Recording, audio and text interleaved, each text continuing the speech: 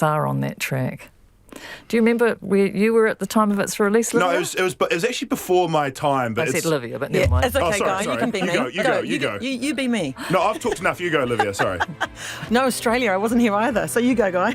You haven't got time, Guy. You have to go out. None of us remember it. It was a great song It's anyway. an awesome song. Thank you so much, you two, for joining us today. Livia Esterhazy. Thank you for having us. CEO of World Wildlife Fund New Zealand. Guy Williams, comedian. Thanks so much for having us. It was fun. Lisa Owen with Checkpoint next. Wallace Chapman is back tomorrow.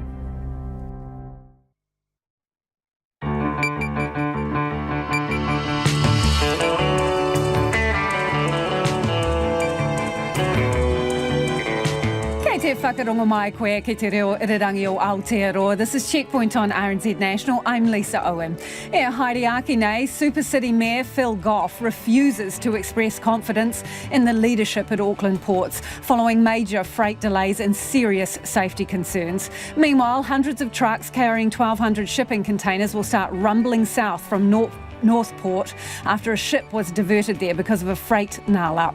Is there a wave of former rugby players suffering from serious degenerative brain disease coming? And who is responsible if there is? We talk to a concussion expert and a player agent.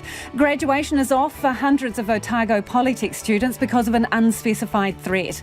And retailers are a step closer to cut-price contactless payments. RNZ News at 5. Kia ora ko Susana Leata tēnei. The Minister for Children, Calvin Davis, is defending the use of seclusion in youth detention centres. The Children's Commission is calling for their eventual abolition of large care and protection residences.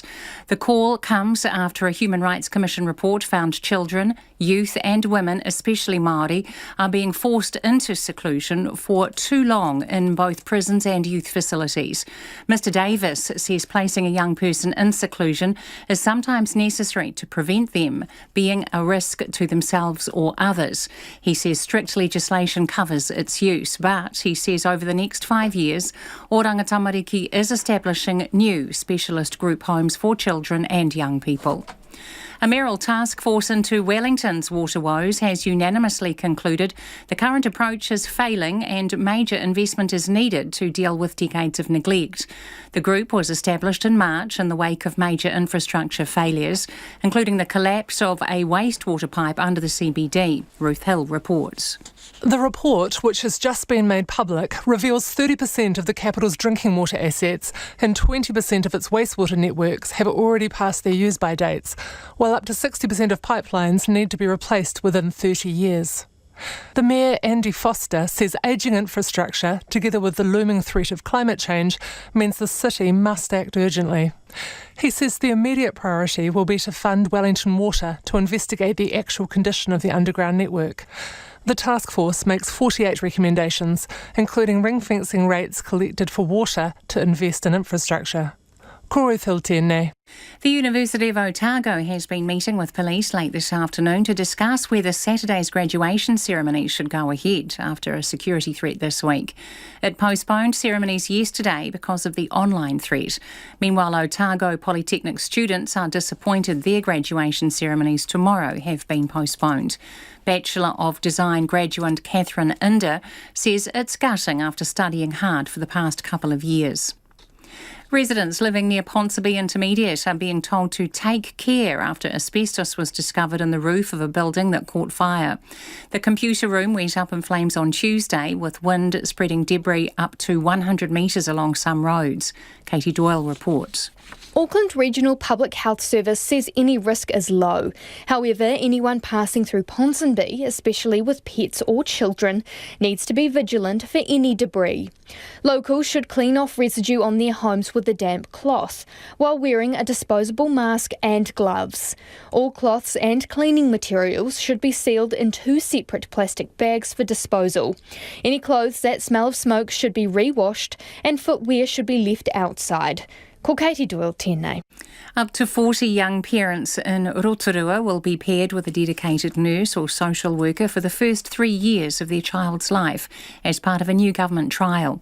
$10 million was set aside in last year's budget for 3 pilot programs across the country, the first of which is Te Aki Whānau. Speaking at the launch, the Prime Minister Jacinda Ardern says the program is based on a large body of evidence built up in New Zealand and overseas. Ultimately, what we're looking for is just the well-being of the whole whānau, whether or not it's, new education connections, new employment support. It will be tailored to every individual family and whatever needs they identify that they might have. 2 other pilots will roll out early next year, one in South Auckland and the other in Gisborne. The Ministry of Health wants all New Zealanders to activate Bluetooth capability on their COVID Tracer app, but warns they must keep scanning QR codes as well. The new feature, launched today, uses Bluetooth to detect and keep a record of nearby phones that have the same feature running. If someone is diagnosed with COVID-19, an alert can then be sent to everyone who has come in contact. Shane Hunter from the Ministry says it's another tool in the toolkit, but primarily people should still scan in to locations. It's 4.5 minutes past 5. The New Zealand cricket captain Kane Williamson will be available to play in the second test against the West Indies starting in Wellington tomorrow. Williamson and his partner are expecting their first child, and the top order batsman returned home to Tauranga today, but coach Gary Stead says the skipper will be back and ready to play. Stead welcomes Williamson's presence but says he was never under any pressure to play. He's obviously very, very valuable to us, and not just with the runs he scores, but as a leader as well. And I think, yes, we'd love Kane Williamson to play, but being the dad and the human side of me, I also want to make sure he does what's right for Sarah and him as well. Gary Stead, the Black Caps will also have the services of wicketkeeper BJ Watling, who has recovered from a hamstring injury. New Zealand Rugby has announced the All Blacks' schedule for next year will include home test matches against Fiji and Italy in July, followed by the Rugby Championship and then an end-of-year tour to Europe with matches against Ireland, France and another match-up with Italy. 2 additional games against Northern Hemisphere sides is also being considered, and NZR says all planned matches rely on borders being open. Paris Saint-Germain and Istanbul Başakşehir players took a knee and wore No to Racism t-shirts before the start of their rescheduled Champions League football game, which was suspended yesterday when the teams walked off in protest at an alleged racial slur by a match official. PSG went on to win the match 5-1. That's the news. Getting in the last jabs as Parliament winds down. After having a series of bad short-term tenants, the Blue family house is a renovator's dream. Tired, with a bland colour scheme and desperately in need of repiling and rewiring to come into the 21st century. That's politics for the year. When he's busy talking about buying a house for his big Labour group, I suggest he rents it. Enjoy it while it lasts. Morning Report, weekdays from 6 on air and online. Now the short forecast from Met Service to midnight tomorrow. Northland, Auckland, Coromandel, Gisborne and Hawke's Bay. Long fine spells with isolated showers today. Waikato to Manawatu, including Wairarapa. Showers, some heavy with possible thunderstorms from Taranaki to Wairarapa. Clearing tonight, a period of showers tomorrow afternoon. Severe nor'westerly gales in Wairarapa tomorrow. Horowhenua to Wellington, also Nelson and Marlborough. Scattered rain clearing by tonight. A brief shower tomorrow morning. Severe nor'westerly gales in Wellington tomorrow. Bulla and Westland showers developing tonight. Rain at times tomorrow with some heavy falls. Canterbury fine but areas of low cloud. Scattered showers around midday tomorrow, possibly heavy. Severe nor'westerly gales tomorrow morning. Fiordland, Southland and Otago rain with some heavy falls from tonight with snow to 500 metres in Southland and Fiordland early tomorrow. Easing to showers south of Dunedin by midday tomorrow and clearing elsewhere. Chatham Islands low cloud, occasional rain or drizzle. RNZ National, it's 7.5 minutes past 5. Thanks, Susanna. Kia ora, this is Checkpoint and I'm Lisa Owen. Super City Mayor Phil Goff is refusing to express confidence in the CEO or leadership of Auckland Ports, following major delays clearing cargo and a spate of serious accidents, including deaths. The port says COVID and interruptions to supply chains worldwide have contributed to its problems, but it concedes staff shortages and problems with its automated unloading system are also to blame. And last week it was fined more than $500,000 for its role in the death of a young dad who was crushed when the straddle carrier he was driving toppled over. Auckland Mayor Phil Goff has declined to publicly back Port CEO Tony Gibson and says the company needs to take responsibility for the things it can control.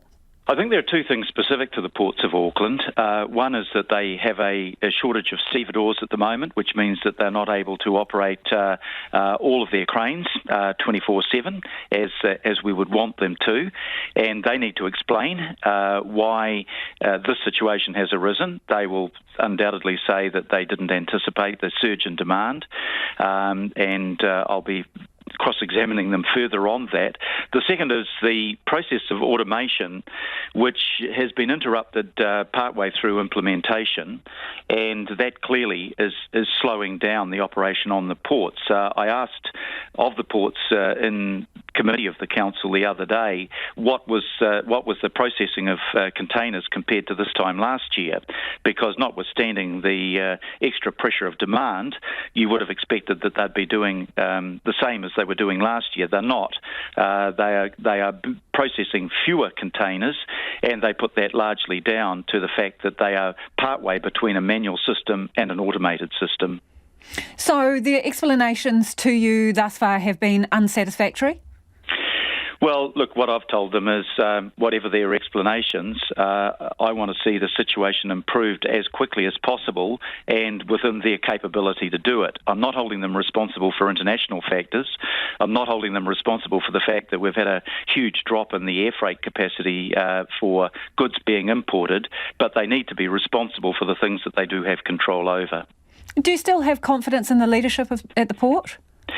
I think that's a question that will be best answered when the automation process is up and running and demonstrates whether the time and money invested in it is paying off in terms of the efficiency and the reliability of the operation. And, of course, I've got to say from the viewpoint of Auckland ratepayers, whether they then return the former dividend payments to the shareholders, which are the people of Auckland through Auckland Council. So to be clear, you can't express confidence right now. You have to wait and see. I'm waiting and seeing. That's not a ringing endorsement, is it, Mr Mayor? No, but I'm happy to be proved wrong about any doubts that I have about the automation process by them demonstrating that it delivers what they've promised. What are your doubts and how serious are they? Well, look, the process has been delayed, and that is in part due to COVID and some of the quarantine restrictions and how they had to work during lockdown contributed to that. So, look, I'm taking all of those factors into account, but the proof of the pudding is always in the eating, and I want to see what is the result of that automation process and that it delivers what we have been told to expect that it will deliver. When will you know if you have confidence in the port or not? I think when the automation process is fully up and running. But when do you expect that to be? I expect that to be in the first half of next year. So in the first half of next year, you will be able to come back on this program and tell us whether you have any confidence in the leadership at the port. Well, after they've fully implemented the automation process, I'll tell you what it's delivering and whether it's delivering what we've been promised it will deliver. Tell me, is the port on the top of its game here? Well, it wasn't in terms of health and safety, as you've seen from my comments and my questioning of the ports earlier in the week. I believe that you have had systemic, I should say, failure in terms of monitoring and enforcing safety rules on it. Now, those those accidents and the most recent fatality was another factor that slowed the port down and stopped work on the port for a period of time. And I've said in no uncertain terms that that's got to change. I've set up an independent inquiry into health and safety on the port, and that will be paid for by the port, but it will be done independently of them. And I've just appointed to the board of the Ports of Auckland a woman called Hazel Armstrong, who you're probably familiar with. She's probably the foremost lawyer dealing with health and safety issues in the country, and she will be casting a very steely eye on everything that the port is doing in terms of health and safety. So there are levers that I can pull to improve the performance of ports. There are things that I'm not able to do because the Ports Companies Act says that the council must not interfere in the commercial activities, the operational activities of the port. But within the powers that I've got, I'm taking action to try to get improvement in that performance. OK, so who has the power to pull the lever that ejects Tony Gibson, and when should they do it? That's the decision about the employment of the chief executive is wholly within the hands of the board of the Ports of Auckland. I've contributed to 2 new ports board directors in the last month, and I expect both of them to have an impact in terms of how the port is operating. Well, leadership comes from the top, as you know. So, again, do you have confidence in Tony Gibson specifically? I think I've given you the answer to that question. Mr Mayor, you can't express confidence in the CEO either, not just the leadership, but specifically him. No, you can't say either way whether you've got confidence in him. I've said that I'll be in a better position to express confidence or otherwise in him when I see what the automation process delivers. And that was Auckland Mayor Phil Goff speaking there. Meanwhile, the fallout from crippling delays at the port will be most visible on the road between Auckland and Whangarei. From tomorrow, 800 additional trucks will be travelling up and down the State Highway 1 route.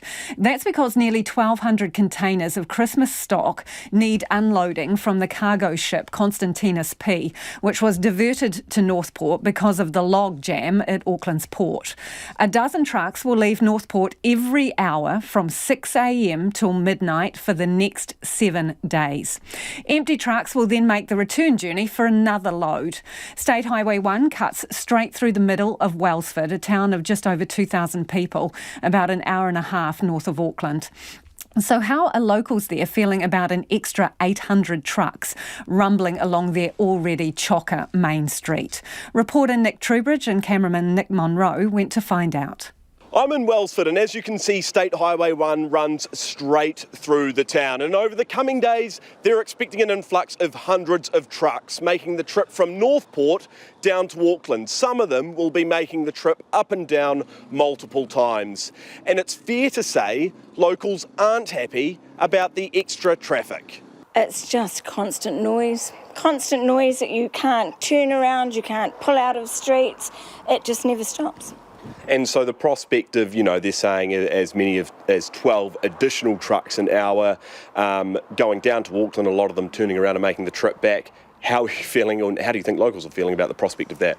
Well, it is stopping a lot of people coming into town because they just can't park anywhere. You can't cross the road safely. We've got one pedestrian crossing. They don't do 50 Ks, and it's a bit of a nightmare, really. Generally, it's not so good for us because of all the noise that comes through all the shops, and the less trucks that are on the road, the better. It seems a bit strange. We've got a big railway track just there, and it's not seen to be utilised as much as what I think it could be used as, And this is State Highway 1, and we've got pedestrian crossings and people trying to cross all the time, and some of the trucks that come through here quite quickly, and they always seem to be beeping at cars trying to pull out, so there is a lot of congestion and sort of a choking point in Wellsford, I think, for traffic generally. It's pretty awful. There's pretty much trucks going. Every third car is pretty much a truck, and all the roadworks just get demolished by trucks going through, and definitely think it would be awful if people came, especially because when a truck comes past, it shakes the whole store and all of our products. And I think it also makes people who are just driving cars but antsy because they're behind trucks, they want to get to work, and so when you cross the pedestrian, they're not that careful. Like, at least once a day you'll be on the pedestrian and someone will not stop for you. It's pretty dangerous, actually. But yeah, it's not ideal at all. It is almost 18 minutes past 5 and you're with Checkpoint on RNZ National. Keen for your feedback on that one. What should happen with the management at Ports of Auckland? And if you're along that route on State Highway 1 where there's going to be hundreds of additional trucks, we're keen for your feedback as well. Mayor Phil Goff there refusing to express confidence in the leadership. Either way, text us on 2101, tweet us at Checkpoint RNZ, or the email address is checkpoint@rnz.co.nz. New Zealand should prepare for a wave of former rugby players suffering degenerative brain disease brought on by repeated knocks on the field, according to an Australian player agent. Peter Jess, who fights for compensation for former AFL players with brain injuries, believes New Zealand Rugby needs to set up a fund for affected players here. In the UK, former rugby players suffering brain injuries, including early onset dementia, are taking legal action, claiming rugby authorities failed to protect players from the risk of concussion during training and games. And the case could be widened to include New Zealand players. But Peter Jess cautions it's like taking on big tobacco. It is the elephant in the room. It has been my proposition for the last 10 years. I've been fighting for justice for the athletes we have in the AFL. And I've also spoken to Rupa about it for rugby union and also the NRLPA. They're all aware of the fact that the incontrovertible truth is that the collision-based sports create long-term neurological damage. What we are seeing is the classic tobacco play where the peak authorities, cobbled together a cabal of scientists to deny. So I think we're up against it. It'll be a long fight. There's a lot at stake, but the victims are not only the players but also their families. Tell me a bit about that, Peter. First off, CTE, this traumatic brain injury, what does it look like in players? How does it manifest itself? Okay, the first thing is this. What we found in the research with the AFL was it's dose-related, but it starts off as chronic neuropathological impairments, which is called CNI. It's changes in the structure to the brain. Now, we tracked it over a 5-year period, and we found that we could track it year on year, the measurable changes to the structure of the brain where the player was engaged in repetitive collisions. It doesn't necessarily need to have a head knock. What it is the transfer of the energy from the body to the brain. And that is what creates chronic neuropathological impairment, which is the first stage. We found that 87.5% of the players that we tested after 5 years had that condition. After 10 years, it then moved up to 92% of the cohort. So it's dose-related. The longer you play, the more likely you are to be damaged. Peter, how many players did you assess? At this stage, it's over 120. And what we found is that we tested both elite cohorts and sub-elite. So that means the weekend warrior, his results mirrored exactly what took place if you were playing first-grade rugby and also football. So there is no difference with the damage levels. And were the players from recent times, or were they retired? We did a cohort of both, but principally the bulk of the players had retired, and then we had them from various age groups. We had them from the middle 30s to the late 50s. Now, what we found is that we actually don't understand when CNI transitions into chronic traumatic encephalopathy, but with the anecdotal stuff we're seeing, it appears to be possibly 15 to 20 years after they finish playing football. And what problems do they start to see, or in fact their families? What problems do their families start to notice? Okay, well, CTE is in 4 pillars. It is mood, behaviour, cognition and motor skills. So the most catastrophic problems are in the first 2 with mood and behaviour. So it's anger management, it's excitability where they take increased risks, and it's problems with, the interpersonal, relationships. So what we find is that's the most catastrophic event, because once they reach, that's in the first 2 stages, once they reach the dementia stage, then it's all over. So what happens is that if the partners and wives survive the first 2 pillars and move into the dementia stage, they then become the carer. And what are the families telling you about what it's like for them? It is absolutely horrific. Fine, fit, young, healthy men at the peak of their sporting lives have now effectively walked into the black. They actually don't understand anything. The wives and partners tell me is that they create a whole new paradigm, that they effectively become carers. It's not the person that they married. That sounds pretty tough, Peter. It is. The worst impact that we see is the percentages of marriages that break down with collision-based sports people is above the national average. The only context that we can really view is the returning of soldiers from war, and we see where they do not have the support systems in place for neurological damage.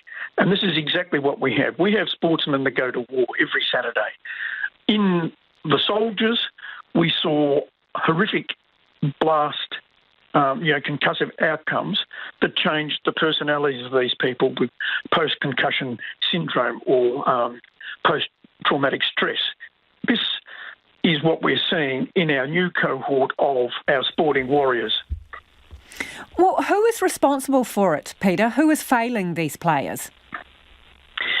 Look, the peak bodies have known about it for 30, 40 years. Have they hidden it, Peter?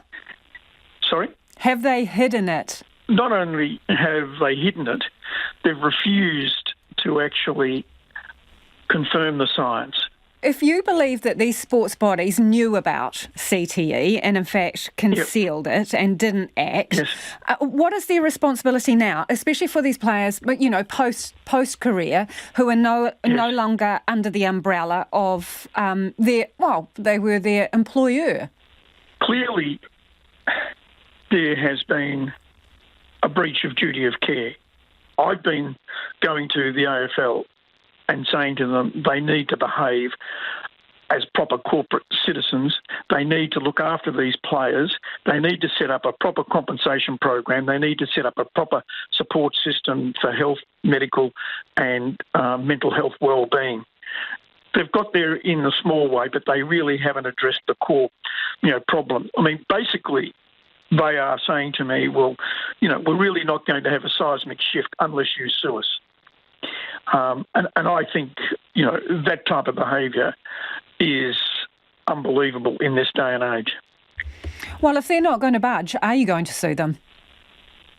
Well, initially I thought my best option was to go to the courts in a group basis, but what I think I'm going to be forced to do is to run case after case after case. Then the courts will decide whether it's a group basis or not, because the broad spectrum of damage is quite frightening. I've got guys now who are in their mid-50s who present with Parkinsonian symptoms and motor neuron. When you say you've been to these professional bodies and said, hey, be good corporate citizens, do the right thing, set up a compensation fund, who are you dealing with? Who's telling you no, specifically? Well, I wrote to the chairman of the AFL Commission in February of 2009, setting out my concerns, and then I showed him all of the research papers that confirmed that I was that I had a sound basis for it, and I've not had a response. As you will appreciate, New Zealand is a rugby nation. Do you think that we have, a tsunami of these cases coming in the future as older players and their families realise what's happening to them? Look, on the anecdotal basis and the research we are doing, if you extrapolate it, you will find that we are looking at a tsunami, as you put it. There is no question, rugby, it cannot last if we continue not to deal with these issues. Is rugby league, are they doing everything they can now to be good employers and provide safe working conditions for these players? Absolutely not. The problem is that without proper rapid point of care diagnostic tests, which are multimodality, you will not be able to detect subclinical concussions. You cannot do it in 20 minutes from the field. I mean, I think the HIA is pretty much as effective as having a witch doctor run around you 6 times with a burnt chicken leg and then tell you, whether you're right or not. It's just complete scientific and medical nonsense. And that was player agent Peter Jess. Late this afternoon, New Zealand Rugby CEO Mark Robinson was asked about NZR's approach to concussions. Here's what he had to say. We know we can be better, and we know that we've got to keep working in this area because it is an incredibly complex area. We certainly have a huge amount of sympathy and empathy for anyone that is struggling. Anyone in the rugby whānau that, both domestically and internationally, that is struggling, we certainly, our hearts go out to them. And that was CEO of New Zealand Rugby, Mark Robinson there. Hundreds of Otago Polytechnic students are gutted they won't graduate in person tomorrow after an earlier security threat scuppered their plans. Yesterday, 2 University of Otago ceremonies were postponed because of the online threat, disappointing more than 550 students, including some who were meant to graduate in May. Today, the Polytech followed suit. Tess Brunton has more from Dunedin. After 3 years of studying, Catherine Ender was looking forward to putting on her graduation gown at the Otago Polytechnic ceremony tomorrow. But the Bachelor of Design student says she started to feel some doubts yesterday. Given the news about the uni yesterday, we were all kind of at the back of our minds thought it might happen, but we're still holding on to a little bit of hope that it would go ahead. But yeah, just a bit gutted, but completely understandable at the same time, I guess. She says everyone who paid online ahead of the ceremony has been issued a refund, but she's sad not to be able to go ahead with the ceremony, which more than 600 Polytech graduates were expected to attend. Everyone's quite gutted, just given the year it's been. We were all quite excited to graduate and move on to hopefully a better year next year, but yeah, I think we're all just a bit gutted, but glad to still be able to semi-celebrate it in a way tomorrow. It's been a rough few years for Vanessa and her family, with the death of a beloved family member, her mum's cancer diagnosis, her son Jamie was severely ill for a year and a half, and then COVID-19. But her son's upcoming Polytech graduation with a Bachelor of IT was a chance for their family to celebrate and get together. While she believes it's the right decision, Vanessa says she's disgusted with whoever made the threat. For most of those kids, it would be gut-wrenching because you've waited so long to get to that point in your life where everything that you've ever worked towards from the day you started school means something and some asshole's taken it from you. That's reality for all of them. Their day to shine, and it's just gutting for all of them. Vanessa and her family have been looking forward to travelling down from Alexandra to see him. You'd be absolutely devastated, and I'm just thinking we're still going to go and celebrate, and we'll go out and have a meal together and whatnot. But how many people are travelling from further distances that have got accommodation booked and all the rest of it? I mean, this is huge. It's bigger than just us. More than 700 University of Otago students are scheduled to graduate on Saturday. Brooke Craig is one of them. The 4th-year physiotherapy student doesn't know whether that will go ahead anymore. A tough prospect after a challenging year. I think that's what makes the whole graduation being up in the air so, disappointing is that, it's an achievement in itself, just graduating, but let alone that the people who are graduating on Saturday are the ones who have actually finished their degrees, during this really kind of strange year with the COVID.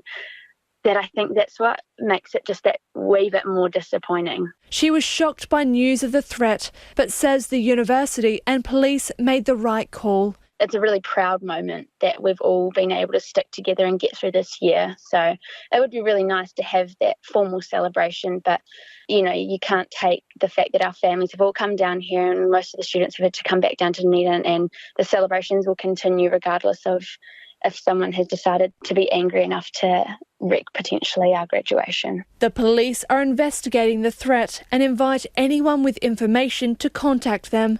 The Polytech says they're supporting their students and continuing to work with the police. The University of Otago declined an interview, saying the Vice-Chancellor is meeting with police late this afternoon to discuss Saturday's graduations with plans to update students afterwards. In Dunedin for Checkpoint, Cortes Brunton, Tēnei. And we have just had a statement through from Otago University Vice-Chancellor Professor Harleen Hain, who says the university will tell students who are due to graduate by early afternoon tomorrow as to whether Saturday's ceremonies will go ahead. She says it's with deep regret that the university announced the postponements of yesterday's graduation ceremonies because of the security threat. The statement goes on to say, "We are continuing to work closely with police on this matter and are hopeful that we may still be able to continue with our planned graduation ceremonies this Saturday." Professor Hain says the university acknowledges there will be some of those due to graduate and their families who need to make a decision before noon tomorrow, and accepts some changes may have to be made.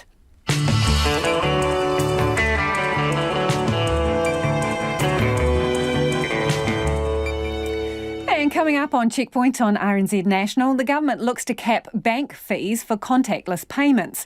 We talk to a concussion expert doing sideline head injury assessments, and the downer for US President-elect Joe Biden. His son's under investigation. We would love your feedback on anything you've heard on the program tonight. You can text us on 2101, tweet us at Checkpoint RNZ, or our email is checkpoint@rnz.co.nz. Time now for the headlines with Susanna. The Auckland Mayor is refusing to express confidence in the leadership of Ports of Auckland. That comes after major delays clearing cargo and a spate of serious accidents, including deaths.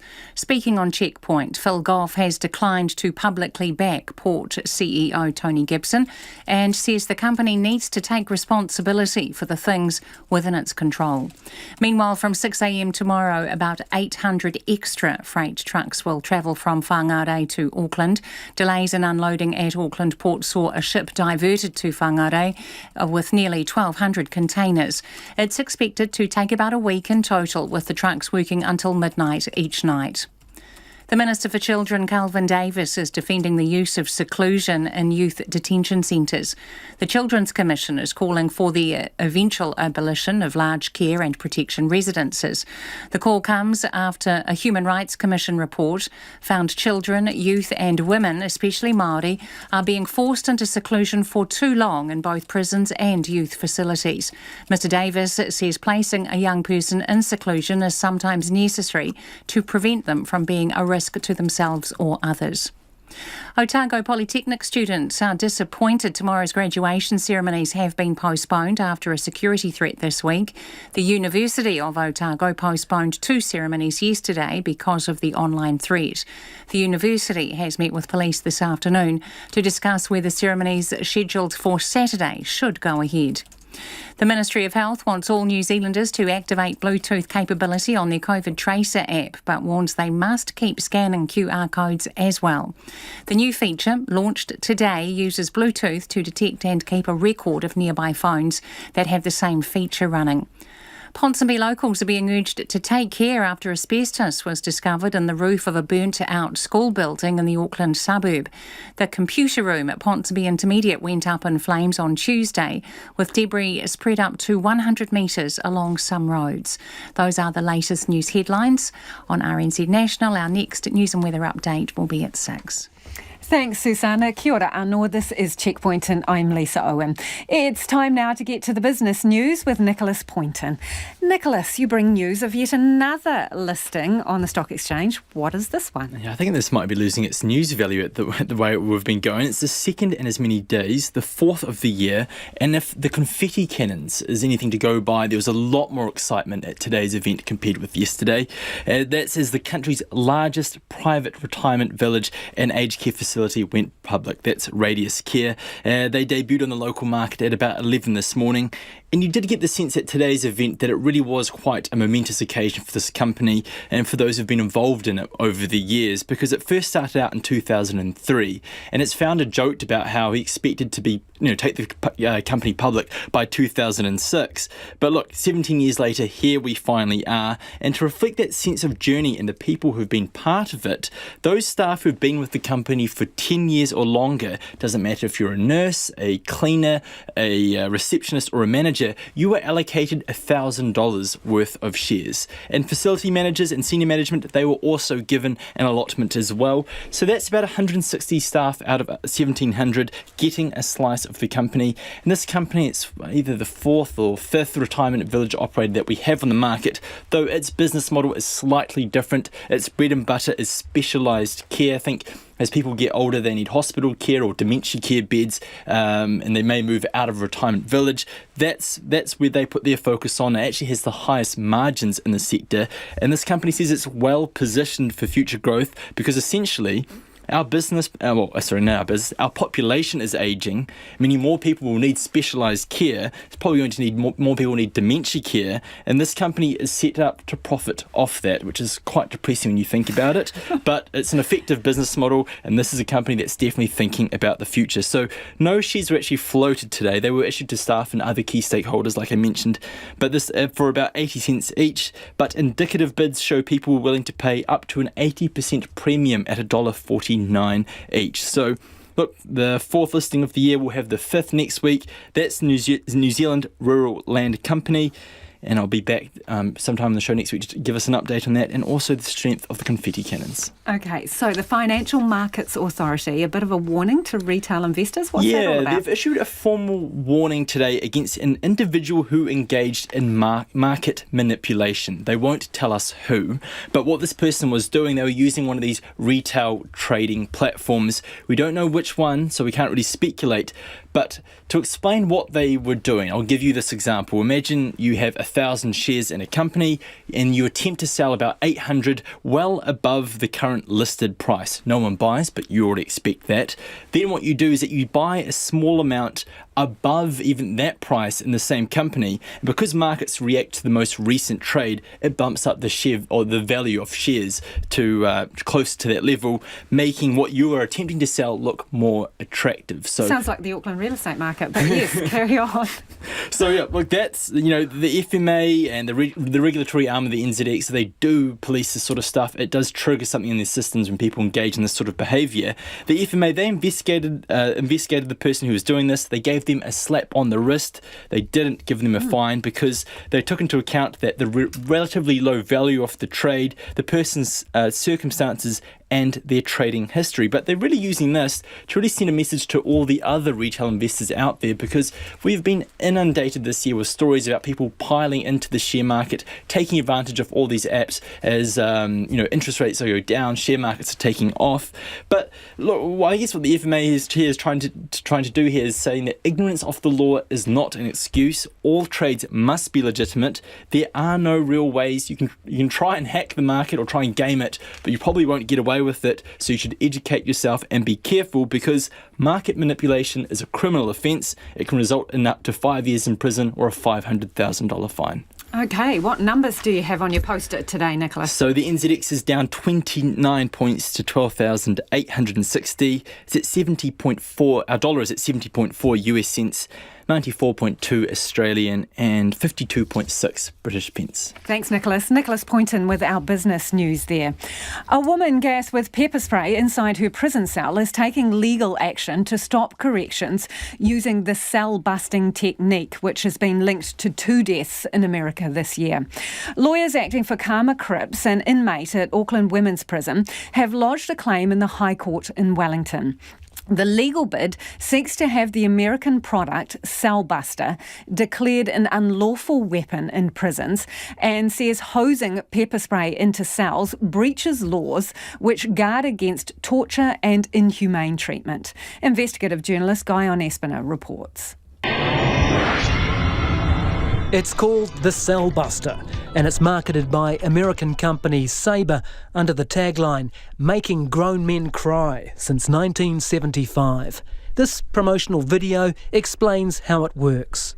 Cellbuster's fog delivery produces microscopic droplets which contaminate the cell and inflame the inmate's respiratory tract.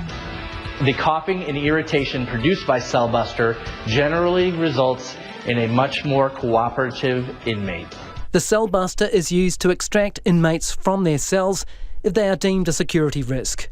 It's been used 27 times in New Zealand prisons since 2016, including on inmates at Auckland Women's Prison.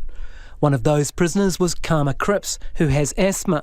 Her lawyer Hannah Kim says with that health condition, life is at risk. My clients had told me that it doesn't really matter where you stand in the room, you'll be bombed and you'll be suffocating and you won't be able to open your eyes and you will have trouble breathing. Now, a legal bid filed by human rights lawyer Douglas Ewan on behalf of Karma Cripps has been lodged to stop Cellbuster being used.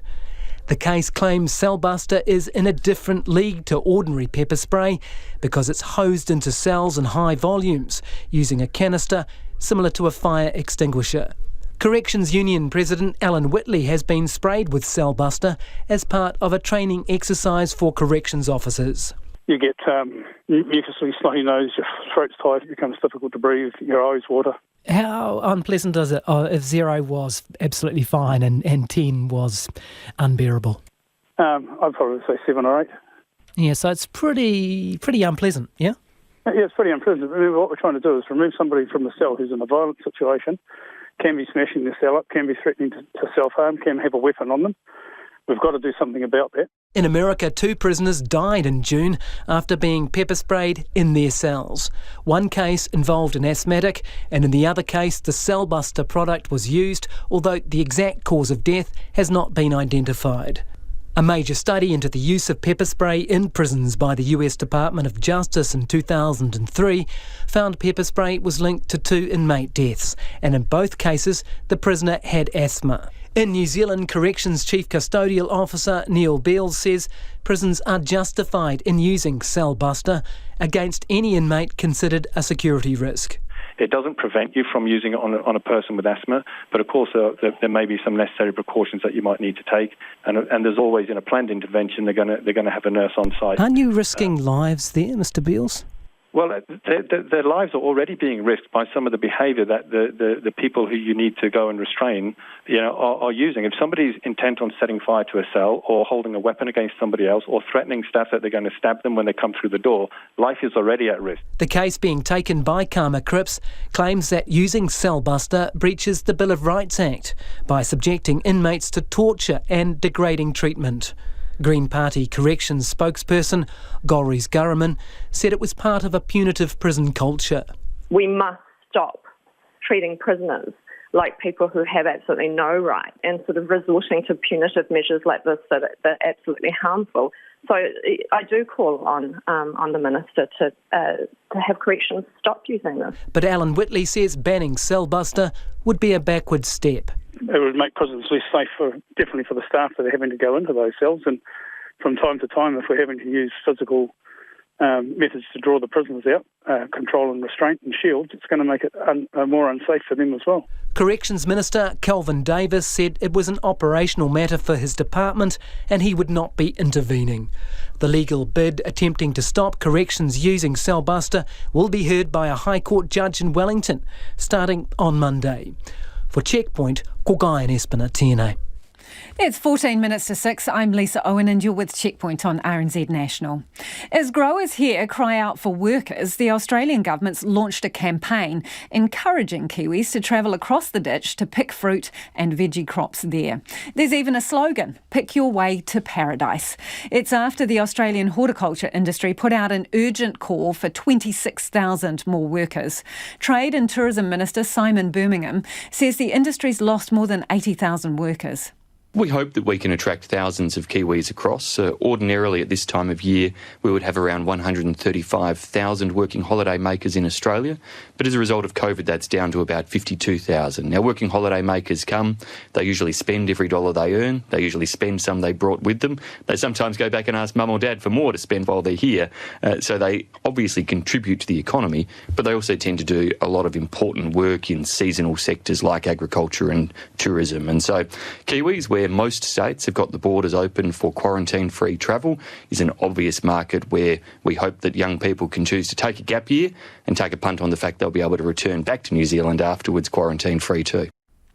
Yet New Zealand's horticulture industry is facing shortages of its own. Simon Birmingham hopes the lure of a holiday in Australia is enough to entice Kiwis, and it could be a two-way street. Well, ours, of course, offer the opportunity for travel around Australia, a holiday experience, and that is what working holiday makers are, not necessarily people who are choosing a career or a job pathway in a particular sector. They're people who are undertaking a short-term travel experience where they do some work as they go around. Now, we hope that we can get some of those New Zealanders here. We equally hope that it becomes a two-way travel bubble, and it may well be that when that occurs, some young Australians decide to do likewise in terms of travelling around New Zealand and doing a bit of work while they're there. And that was Australian Trade and Tourism Minister Simon Birmingham. There's been an early blow to the UK's mass rollout of the Pfizer-BioNTech vaccine. Now health regulators say people with severe allergies should avoid the jab. The warning comes after two of the first recipients had adverse reactions. Here's the BBC's Dominic Hughes. They've been together ever since they met while working at Basildon Hospital more than 5 decades ago. Now Vic and Penny Griffiths have returned to the place where they each served for 40 years and where the COVID vaccine offers some hope of better days ahead. Our zest for life doesn't diminish when you get older, but the anxieties are there about catching something or doing something that may stop the span of life. So as far as I'm concerned, both of us go and have it done and get on with life. Throat scratch now, Angela. But as vaccinations continue, a warning from the medicines regulator. 2 NHS staff, both with a history of serious allergic reactions, suffered side effects after receiving the vaccine. If we need to strengthen our advice, now that we've had this experience in the vulnerable populations, the groups who've been selected as a priority, we get that advice to the field immediately. The 2 staff members are now well again, having received treatment. But those who experience significant allergic reactions have been told to avoid getting the jab for now. Experts say of the thousands who've received the vaccine, both yesterday and in clinical trials, serious reactions were very rare indeed. At Bradley Manor Care Home in Belfast, staff and residents were receiving their jabs. By the end of the year, more than 4 million doses of the Pfizer-BioNTech vaccine should have arrived in the UK, and GPs will start delivering vaccines next week. But from the government's most senior scientific advisor, a warning. This is no time for complacency. We have a very important light at the end of the tunnel with vaccines. We've got a lot to do to roll out the vaccines. We've got a lot to do to make sure the vulnerable are protected. It's not the time to suddenly say we relax everything, and if that happens, we will have a big surge. The vaccine is now reaching the most vulnerable, even in some of our more remote communities. Today, some doses arrived in Orkney in the far north of Scotland. But as we embark on the biggest mass vaccination programme we've ever seen, expect some bumps along the road. The BBC's Dominic Hughes. There's growing evidence that the colour of someone's skin and where they live affects their chances of surviving the coronavirus. In the US, the President-elect Joe Biden has set a goal to vaccinate 100 million people in his first 100 days in office. The pledge comes as the country surpasses 15 million total cases, easily the worst in the world. The BBC's Lebo De Seco reports from Washington. Early morning in one of the capital's poorest neighbourhoods. Just getting to a doctor can be a challenge for many here. And so a new approach to try and limit the spread of the pandemic. We're reaching a population that is often underserved and under-resourced, and so we're trying to, make a connection with them. And primarily we're doing COVID testing and we're doing kind of like a well check. But if people need resources or connections back to the healthcare system, to the hospital, to their doctor, whatever, we're trying to help them with that as well. A service that's proved popular with locals. It's awesome because I don't have to go nowhere. I just walk right up the street from my house and get tested and I'm done. This is just half an hour's drive from the White House, but it is a world apart. It's predominantly black areas like this one that are bearing the brunt of the pandemic here in Washington, D.C. Authorities say it's because of long-standing systemic health and social inequalities. And it means that many people in places like this have an increased risk of getting sick and of dying of COVID-19. In fact, research shows you're more than 6 times more likely to lose your life to coronavirus if you're black than if you're white in Washington, D.C., the worst racial disparity in the whole country. Add to that, just one public hospital to serve the whole city. It was devastating watching this community be destroyed by the virus, seeing a lot of families, entire families wiped out. One week the mother, the next week the father, the next week the son. A great deal of the residents here have hypertension and diabetes, and so I'm afraid of the outcome for this community once the cases continue to spike. And staying in the US, Joe Biden's son says his taxes are being investigated by prosecutors. Throughout the election campaign, President Trump claimed that Joe and Hunter Biden together received millions of dollars in illegal payments from China and Ukraine. Claims that were never proven. In a statement, Hunter Biden says he takes the matter very seriously, but he's confident he'll be absolved. The news is a blow for the Biden transition team and overshadows his selection of the first African-American to lead the Pentagon as Defense Secretary. CNN's Jeff Zeleny has more. He's the definition of duty, honor, country. President-elect Joe Biden making one of his first commander-in-chief decisions, introducing retired Army General Lloyd Austin as a Secretary of Defense to help rebuild America's frayed alliances. He's loved by the men and women of the armed forces, feared by our adversaries, known and respected by our allies, and he shares my deeply held belief in the values of America's alliances. Austin would become the first African-American to lead the Pentagon, a barrier-breaking pick, considering 40% of the nation's active duty troops, but few high-ranking leaders are people of color. They've known each other for years and worked together to end Operation Iraqi Freedom. You can expect that as Secretary of Defense that I will give you the same direct and unvarnished counsel that I did back then. After rising to the highest levels of the Army and serving 41 years, Austin retired in 2016. So I come to this new role, as a civilian leader, with military experience to be sure, but also with a deep appreciation and reverence for the prevailing wisdom of civilian control of our military. To be confirmed, Congress will need to waive federal law requiring a 7-year gap between military service and civilian leadership, which some members of Biden's own party have balked at. I would not be asking for this exception if I did not believe this moment in our history didn't call for it. And that report from CNN. Back home, Christmas is still a few weeks away, but the country's retailers are getting an early gift. Shop owners lose thousands of dollars a year to contactless fees, but now the government has taken a big step towards bringing costs down. It's proposing caps on merchant service fees. Currently, New Zealand retailers pay thousands more in contactless fees than their Australian counterparts. But National says the government's proposal is not enough to save retailers from what it sees as anti-small business policies. Here's our political reporter Yvette McCullough. Hello, how are you? Can I buy that, please? Small Business Minister Stuart Nash ensuring Vic Books in Wellington isn't charged an exorbitant fee for his Christmas shopping. The thing about using EFTPOS is it doesn't cost the retailer any money. Thank goodness that was approved. General Manager Jessica Godfrey says these fees are hurting small businesses like theirs. She says they tried to negotiate with the bank directly to lower their fees. And as a small business, we just had no power or influence to change their mind about those fees. So I think it's entirely appropriate that the government is intervening. Ms Godfrey says this will make a tangible difference to their business. We're talking about thousands of dollars at a time at which, it's really tough. And we're looking at every line of expense to try and find savings. Commerce and Consumer Affairs Minister David Clark says on average New Zealand retailers pay $13,000 more per year than their Australian counterparts.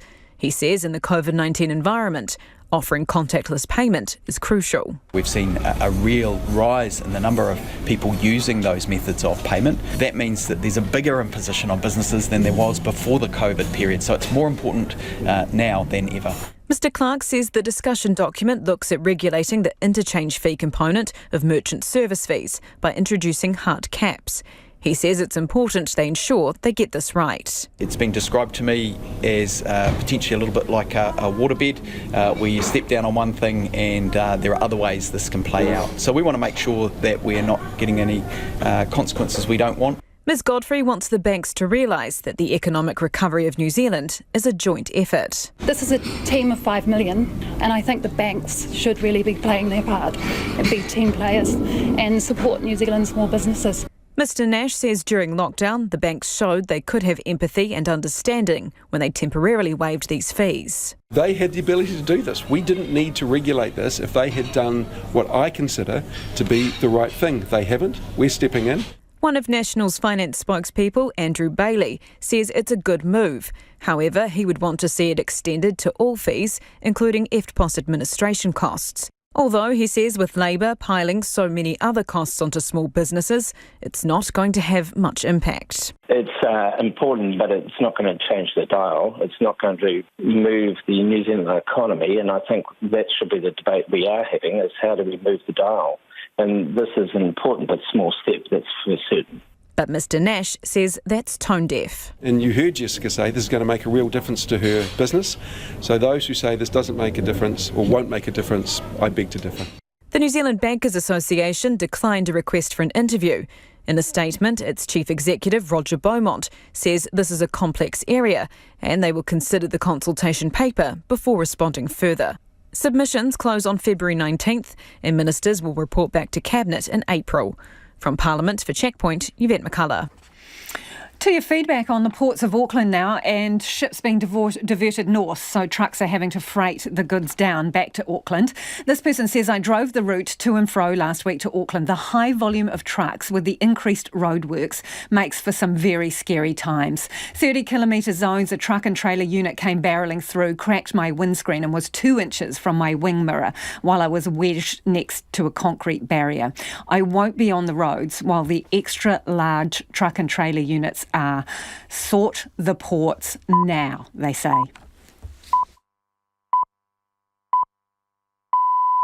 RNZ News at 6, ngā mihi nui ko Susana Leata with tēnei. Auckland's mayor is refusing to express confidence in the leadership of the city's ports following major delays clearing cargo and a spate of serious accidents, including deaths.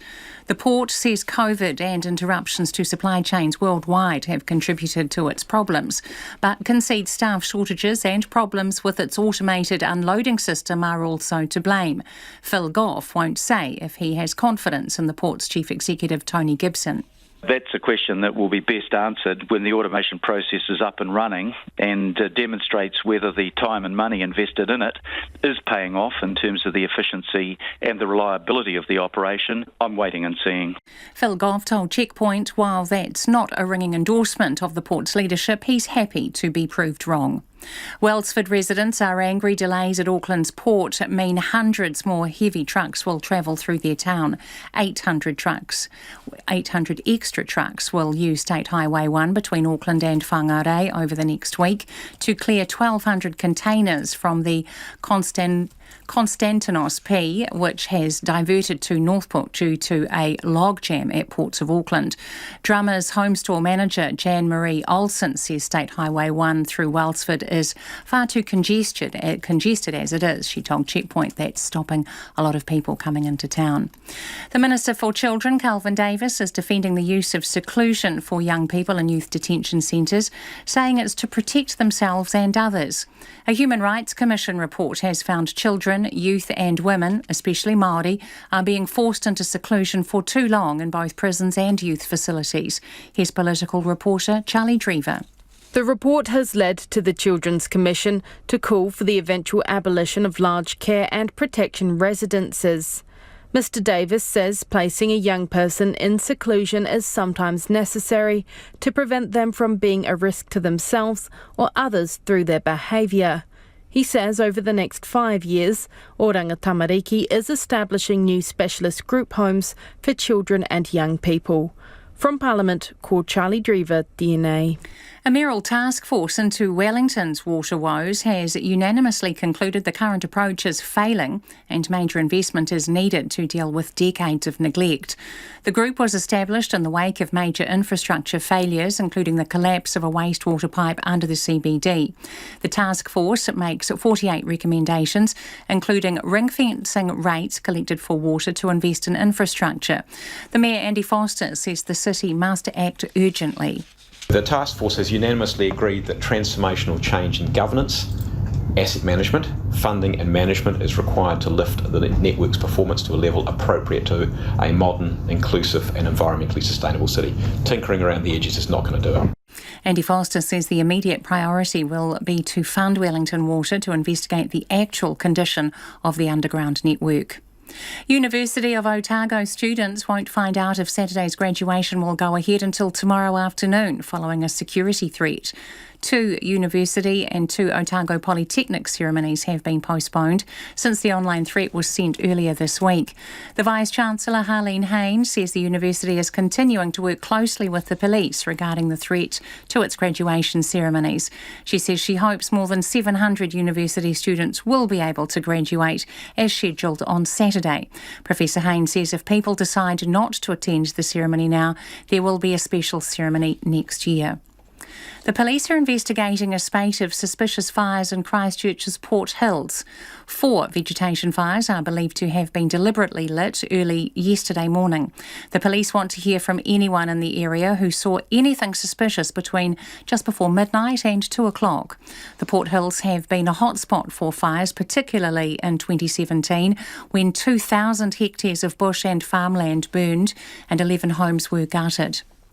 The Ministry of Health is encouraging New Zealanders to activate Bluetooth capability on their COVID Tracer app, but warns it does not mean they can stop scanning QR codes.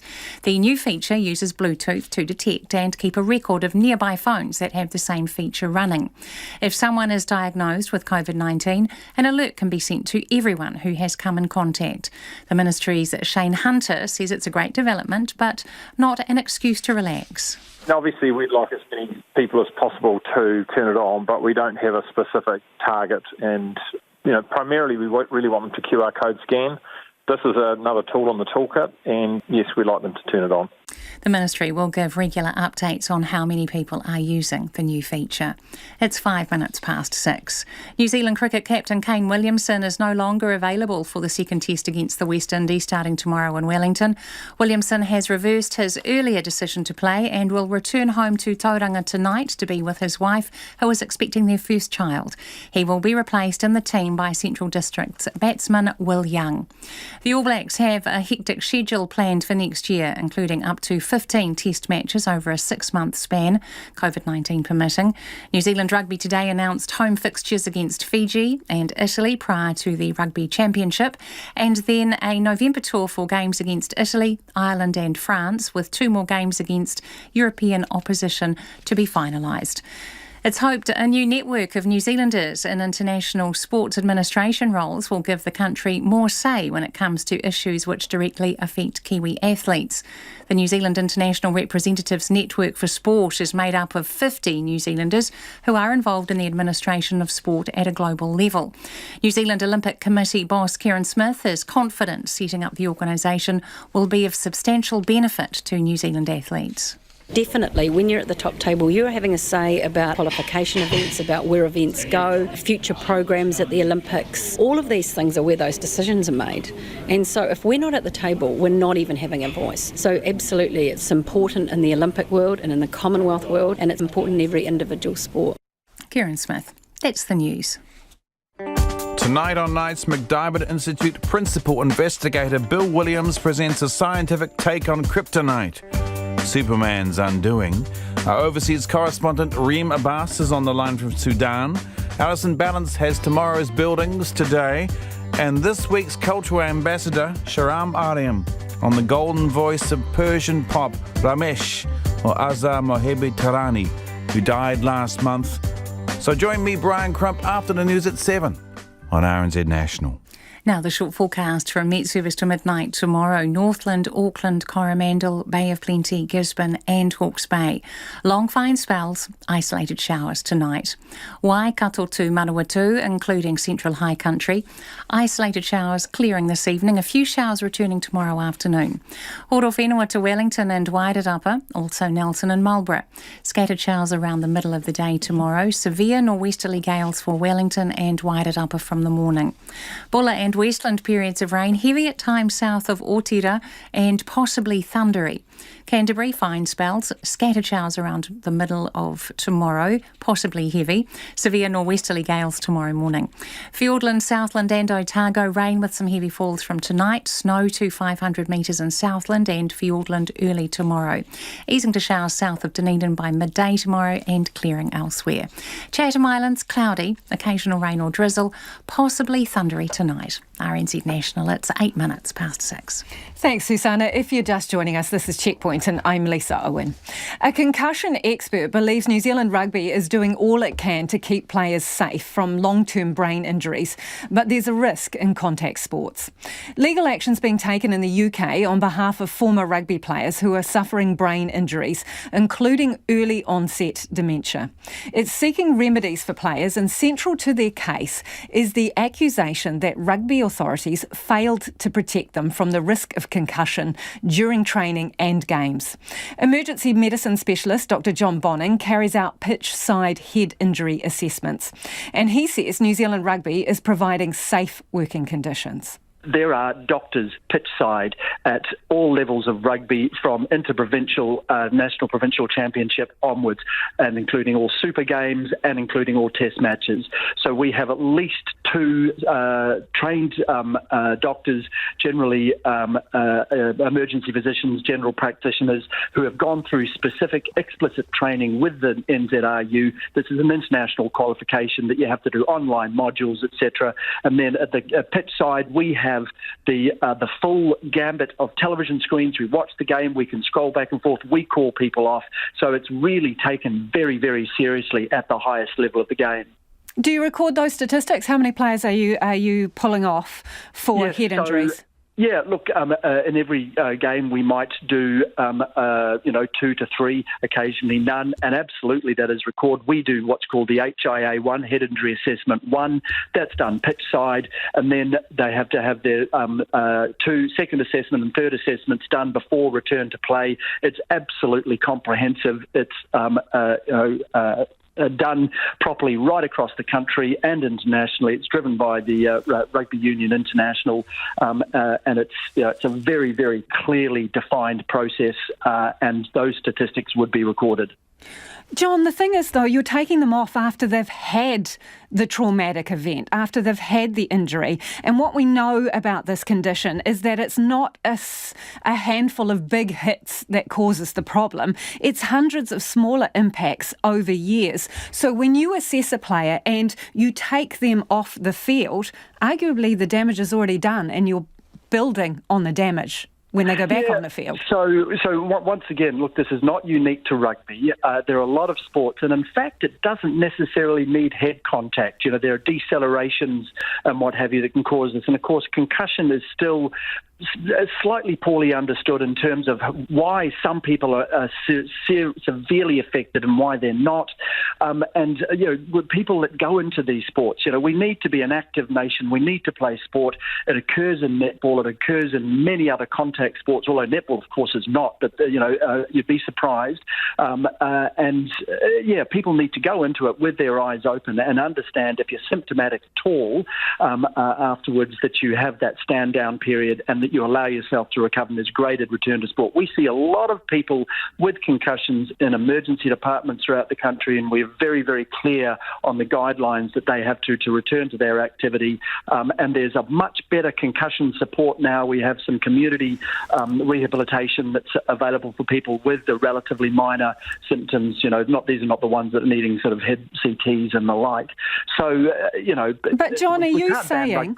Sorry to interrupt, but are you saying that if you play a sport that involves any level of contact, whether it be rugby or football, that you should bear in mind that potentially you will suffer a traumatic brain injury later in life? Yeah, look, I think it's a little bit of a long stretch to draw that line to the most severely affected that are adversely affected, as the denominator is the hundreds of thousands that play contact sport around New Zealand every Saturday and other times and are not severely affected. But we're talking about top-level players here, John. So when we talk about top-level players, are you saying if they sign up to that as a profession, that they need to be aware that this is a risk and they could potentially be severely brain damaged later in life and have a degenerative disease that could lead to an early death and basically the same symptoms as dementia? They should factor that in. Yeah, but the risk of those most severely affected is quite small. But yeah, look, they need to be aware of that and that we take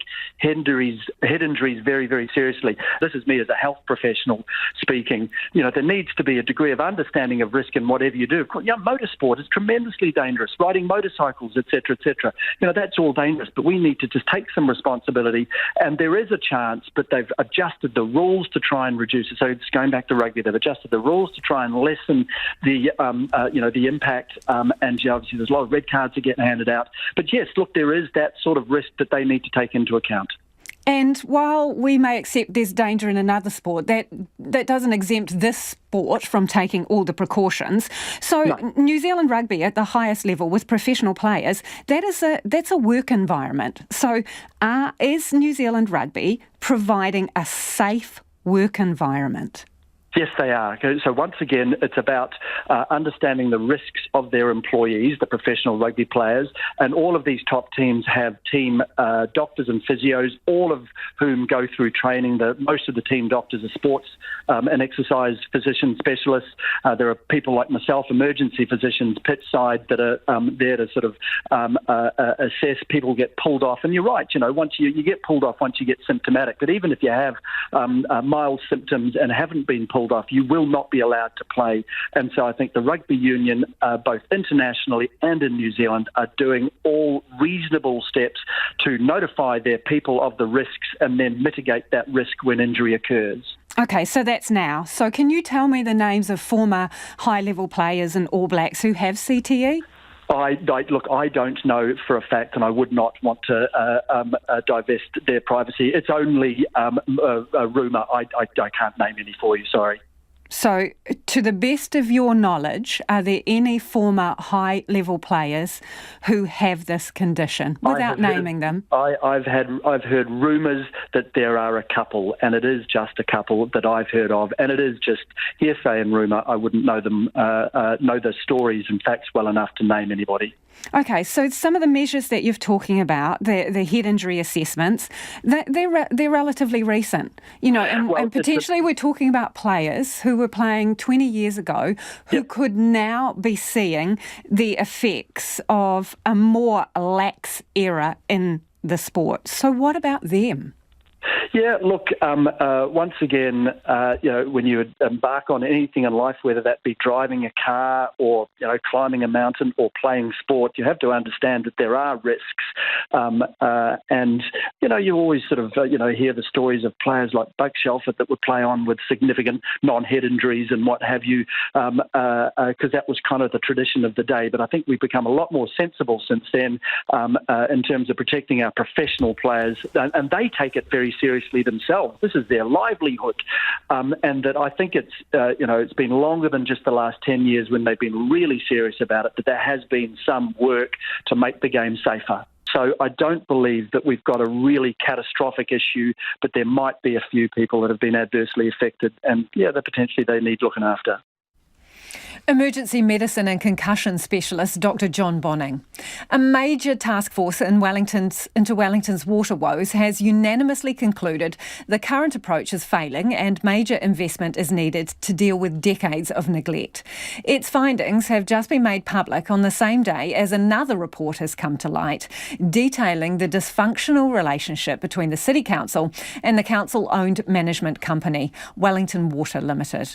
Ruth Hill has been at a media briefing for the task force and filed this report. When it comes to water and sewerage, it's been a case of out of sight, out of mind for Wellingtonians, until the past year that is, which has seen raw sewage seeping onto streets and into the harbour. In the wake of several high-profile disasters, including the collapse of a major sewage pipe through the CBD, Mayor Andy Foster convened a task force to investigate. Their report reveals 30% of the capital's drinking water assets and 20% of its wastewater networks have already passed their use-by dates, while up to 60% of pipelines need to be replaced within 30 years. Mr Foster says the basic problem is lack of investment going back decades. It's been a reasonably consistent pattern, probably since we started fully depreciating, which is best part of 30 years ago, and before that there was no depreciation. So effectively we've been underfunding water for 150 years, since the first pipes went in the ground. He says ageing assets, together with the looming threat of climate change, mean it's imperative the council takes action now. The immediate priority is funding Wellington Water to investigate the actual condition of the underground network. We don't know enough about the condition of the asset. We need to know more. And the evidence is that in recent years budgets have been squeezed. The task force makes 48 recommendations, including ring-fencing rates collected for water to invest in water infrastructure.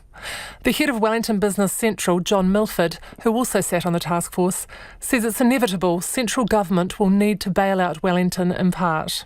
We all accept that we fund infrastructure for our children and our children's children. The challenge we've got now is we have to continue to fund that, but we also have to fund, if you like, for underinvestment for decades as well. So we're actually hit with a double whammy. Mr Milford says the city has paid a high price for infrastructure fails. These include the collapse of the tunnel under Dixon Street, which led to raw wastewater being discharged into the harbour, and the failure of the sludge pipes under Mount Albert, which forced the council to spend $100,000 a day on trucks to take it to the dump. When you have pipes that blow out in the middle of the streets and you have streets closed, you have streets dug up, we know that the impact on the traffic flows, pedestrian flows, impacts economically on the city, that on top of COVID. So yes, it has had quite a considerable economic impact. Wellington Water told the task force the level of capital investment across the region, including Wellington City, needs to increase from around $140 million to around $240 million per year. But independent modelling suggests this won't be enough, with $300 to $500 million a more realistic estimate. The task force also recommends handing over ownership of $3.9 billion in assets to Wellington Water Limited or to a new standalone water services entity. Iwi representatives from Taranaki Whānui and Ngāti Toa Rangatira say many people have lost trust in the City Council, Regional Council and Wellington Water. Ngāti Toa Rangatira Task Force member Hikatea Ropata says the divestment in infrastructure is disappointing. I guess sometimes politics gets in the way of what investment really should look like. Ms Ropata says it's a wake-up call for everyone. What this report does is it's a very strong signal to us as citizens in the city that it's going to cost us, and not just in rate fees, but time and effort to get things right. Meanwhile, another report made public today, commissioned by the Council's incoming Chief Executive, Barbara McKerrow, a year ago, found the relationship between Wellington City Council and Wellington Water was so poor their service contract was left unsigned for 3 years. It showed council staff had little trust in the company, while Wellington Water was frustrated by the lack of engagement with senior management. Wellington Water Chair Jeff Dangerfield says those problems are behind them. I commend CEO of Wellington City commissioning that, and the relationship's in very good stead. Mayor Foster agrees everyone is now on the same page. Since I've been mayor, had quite a lot to do with Wellington Water, some of which was not actually anticipated, because of course we had pipe breaks, but Wellington Water have been absolutely brilliant to work with through all of the challenge that we've had. Mr Foster says the task force recommendations will go to the full council meeting on Wednesday. For Checkpoint, Ruth Hill. It is 22 minutes past 6 and you're with Checkpoint on RNZ National. Environmental groups in Norway have sued the government over its plans to expand the state-owned North Sea oil fields. Almost all Norwegian oil is exported, and those exports have given the country the world's biggest sovereign wealth fund. However, critics say the burning of that oil causes global pollution, threatening their constitutional right to clean air, and that it makes Norway's image as a green country a travesty. After 3 years of trials, a legal case over new oil fields has now been heard in the Supreme Court, as Matilda Wellen reports. 2 weeks ago, the Norwegian Supreme Court sat for the last day of a trial over new oil fields. The case has brought to the surface tensions which have been simmering in Norwegian society for decades. The thing is, Norway's green commitments, well, there's a certain limitations. It makes all its wealth through fossil fuels. Is it the guilt that makes you commit more funds? I don't think people realize then how important the oil industry has been in order to generate the welfare of this country as a whole. Norway is Western Europe's biggest exporter of oil and gas. And income from the petroleum business has secured its citizens' welfare for half a century. But the oil trials have given centre stage to another aspect of the oil, the concern about its environmental impact. Obviously, the attorney has been trying to make us look silly and completely political, and that we don't have anything to do in the court. Tor Due is a member of environmental movement Nature and Youth. Like many other young people in Norway, he feels that adults ignore his opinions about the climate. What is interesting is they have to listen to us, and the state has to come there with their representatives, and they have to stay there for several days. And you can see also, even though they're kind of patronizing us and trying to make us look small, they have to prepare real arguments to meet us, and they have to really, really put in an effort. In 2018, Tor and 4 friends sailed to Bear Island, south of Svalbard, to document the wildlife there and highlight its proximity to nearby oil fields.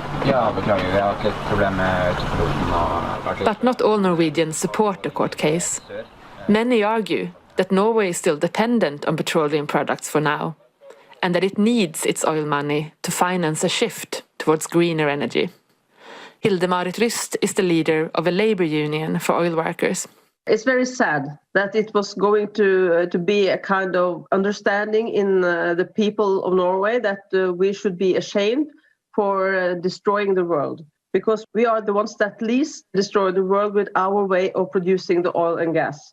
We should be applauded to, not feeling ashamed, because if it hasn't been for the oil and energy for Norway, we would still be a country of farmers. In an interview with Time magazine in July, the Norwegian Prime Minister Erna Solberg shared the same sentiment. We still believe that there will be a demand for oil and gas in the future. We probably have peaked now the production in Norway and are sliding downwards. But the question is, how fast will we go down? I think there's always a dilemma for an oil-producing country. You can't just cut down on the activity and get people unemployed. You have to transform in a pace where the economy can handle it. But Tor and the other activists believe there is far more at stake, and they question their opponents' commitment to Norway's environment. Whatever the outcome, the oil discussion in Norway will continue. That report by Matilda Wellen in Norway. The Black Ferns lock, Jonah Nangwu, is an inspiration for young women on and off the field, and she's breaking barriers as a Pacifica woman. The 24-year-old has had a big 2020, juggling preparations for next year's World Cup in Aotearoa, as well as completing her Masters in International Relations and starting a new job at the Department of Prime Minister and Cabinet. Rugby reporter Joe Porter has more. Offloads to Nan Wu, and she is over. It is try time again for Wellington. Jonah Nangwu grew up in a rugby mad Ainga, but she initially had no interest in the sport. Come from a big rugby family, they watch every game, but I was sort of in the other room watching movies. Nangwu would eventually tune into rugby, picking up the game in her first year at St Catherine's College in Kilburnie.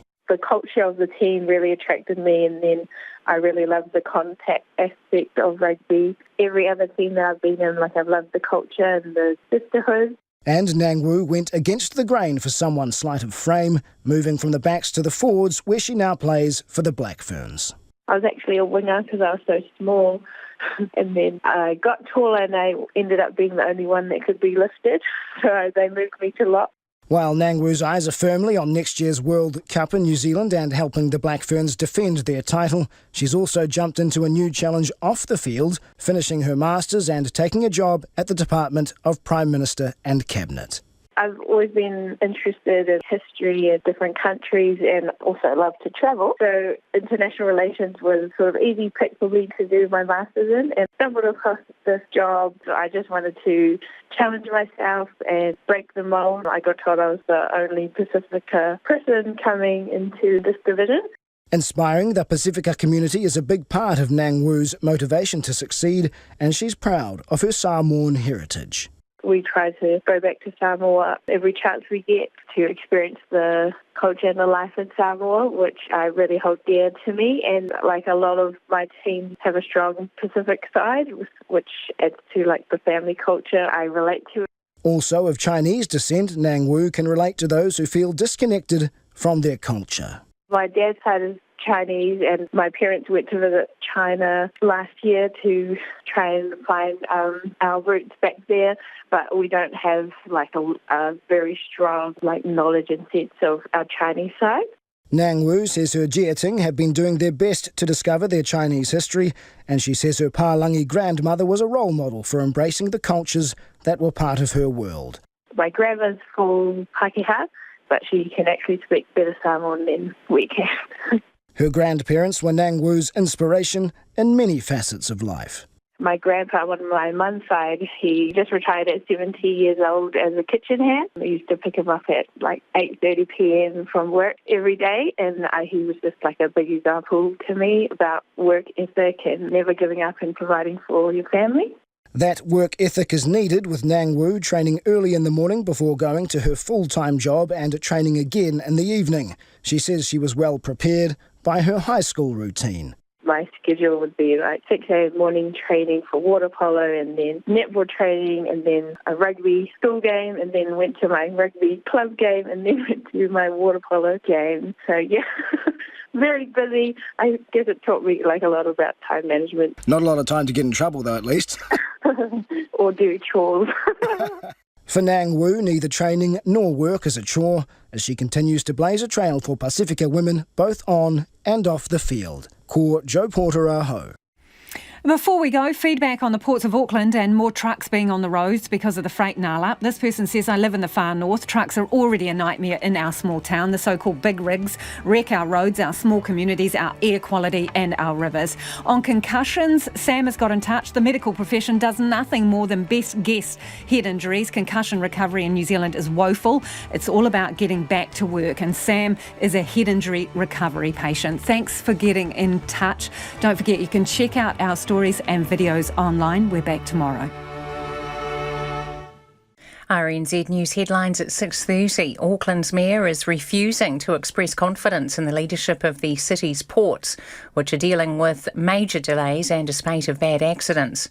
A mayoral task force into Wellington's water woes reveals 30% of drinking water assets and 20% of wastewater networks have already passed their use-by dates.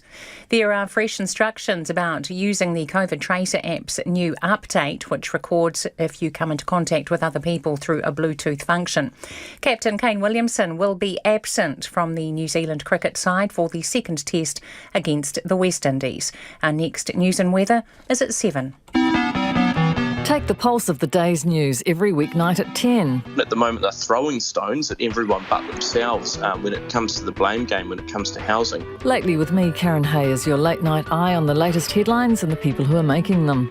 What if you choose not to, and the consequences of that if you catch a particular disease? Up to date if you're up late. Lately with Karen Hay every weeknight from 10 on RNZ National.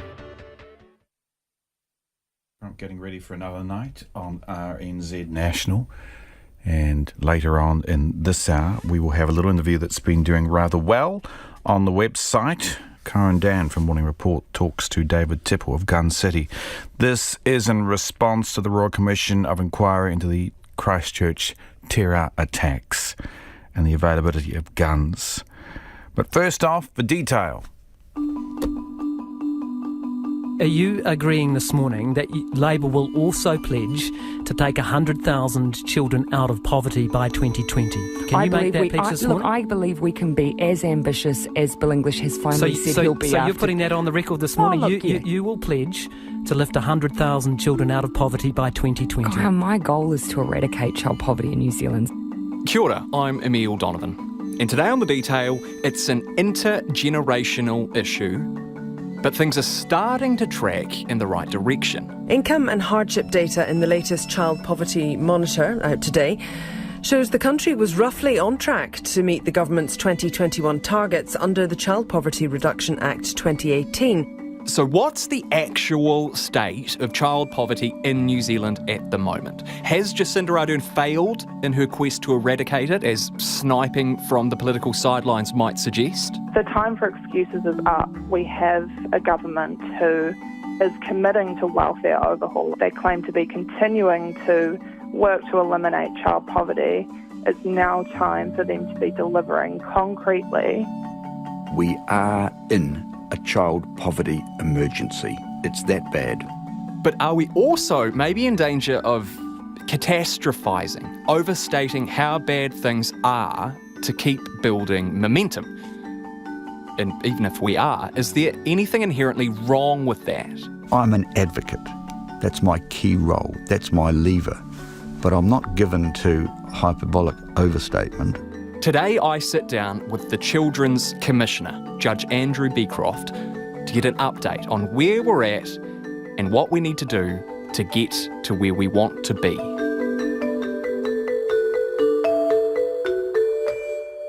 There are 235,000 children living in households below the poverty line. That's about 1 in 5 children in New Zealand. Can you tell me a bit about the context that figures in? What, for example, do we mean when we say households below the poverty line?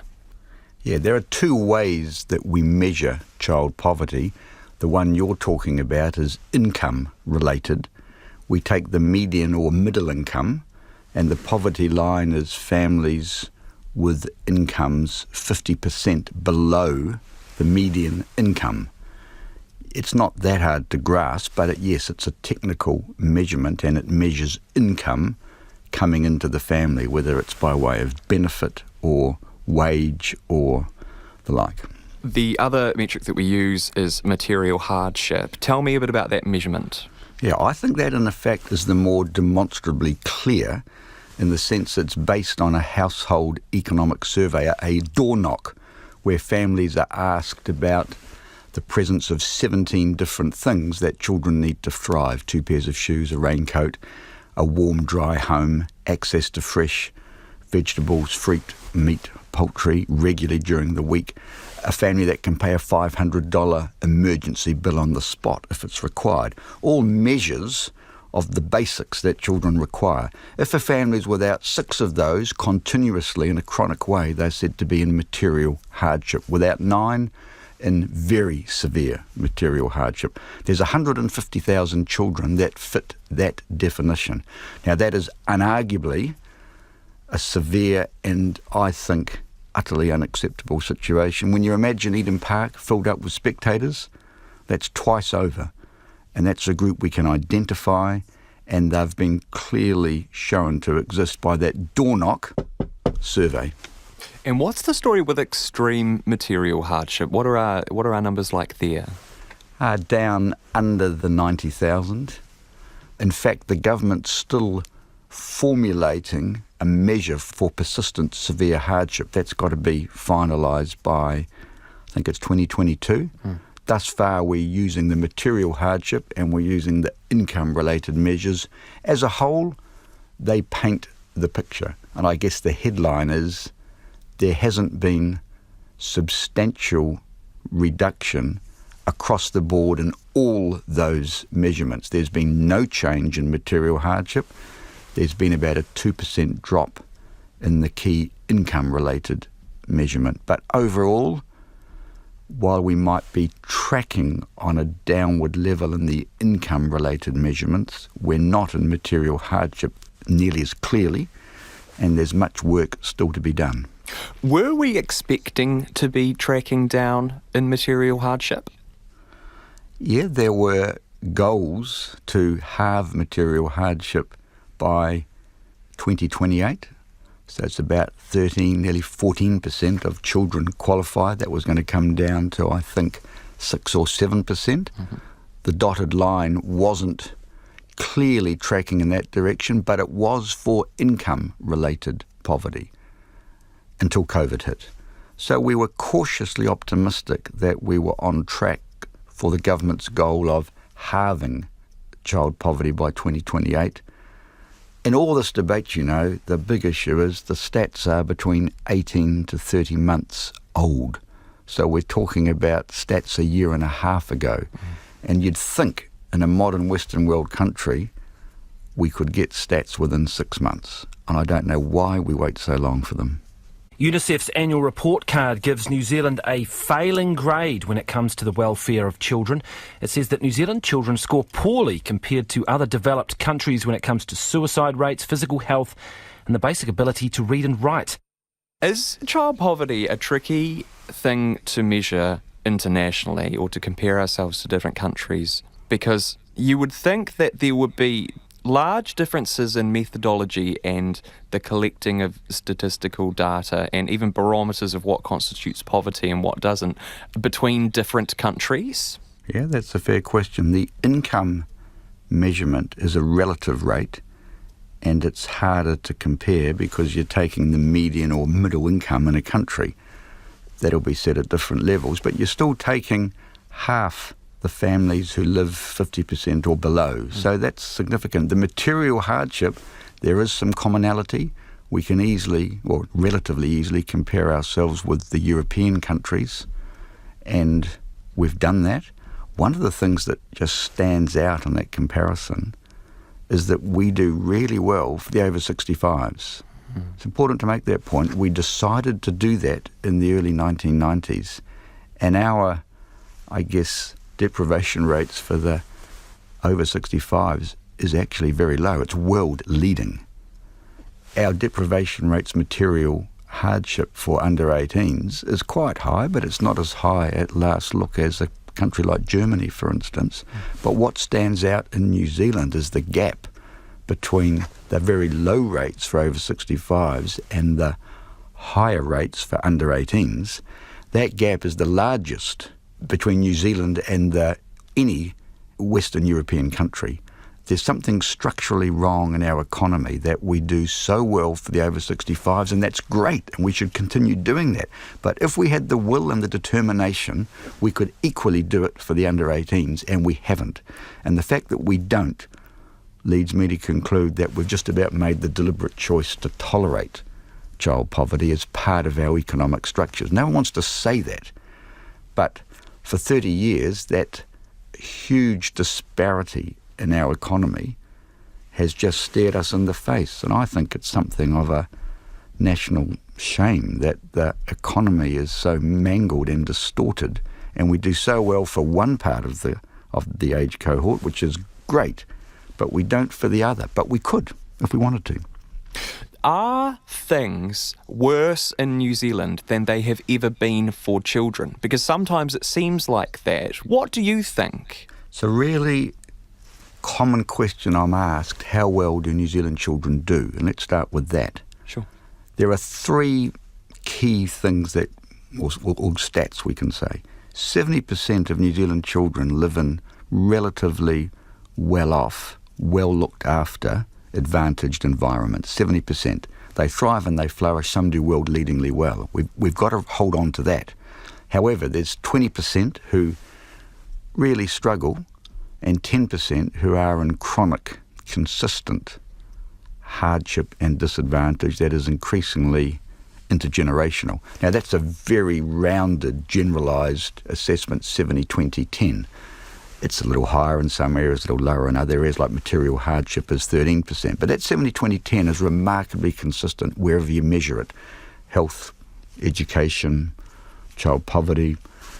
And when we score badly relative to the rest of the world, it's because of the extent of that 20 and the 10% and the depth of the disadvantage. I mean, that group stands out.